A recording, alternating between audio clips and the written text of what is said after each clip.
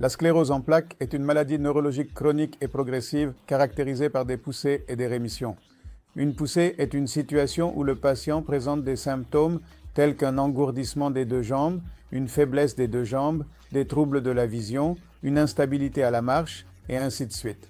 La plupart de ces symptômes durent généralement plus de 24 heures, et il doit y avoir un intervalle d'au moins quelques mois avant qu'une seconde poussée ne survienne. Ce n'est qu'à ce moment-là que nous pouvons diagnostiquer cliniquement ce que l'on appelle une sclérose en plaques cliniquement définie. Mais lorsque le patient se présente pour la première fois, nous ne pouvons pas poser ce diagnostic de façon certaine uniquement sur la base des symptômes. C'est pourquoi des examens complémentaires sont nécessaires. Aujourd'hui, grâce aux IRM de dernière génération, notamment l'IRM avec contraste et les IRM 3 Tesla qui permettent de détecter même de petites plaques, nous sommes désormais capables de diagnostiquer la sclérose en plaques même lors d'un syndrome cliniquement isolé, c'est-à-dire lorsqu'il n'y a qu'un seul symptôme. Et pour ces IRM, différentes techniques sont utilisées, notamment les séquences T1, T2, FLAIR, ainsi que les images avec injection de produits de contraste.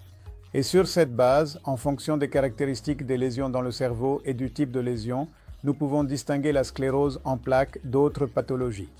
En plus de l'IRM, nous devons également recourir à ce qu'on appelle l'analyse du liquide céphalo-rachidien, dans laquelle, au-delà de l'analyse de routine, nous devons rechercher ce qu'on appelle les bandes oligoclonales.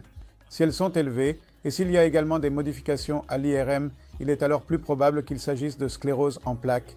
Nous disposons aussi d'autres tests complémentaires comme les potentiels évoqués visuels, ainsi que les potentiels évoqués sensitifs et les potentiels évoqués auditifs du tronc cérébral qui doivent être ajoutés comme critères de soutien. Mais l'IRM et l'analyse du LCR restent les principaux outils d'investigation. En dehors de cela, nous avons également besoin de certains tests sanguins pour exclure d'autres affections qui peuvent ressembler à la sclérose en plaques.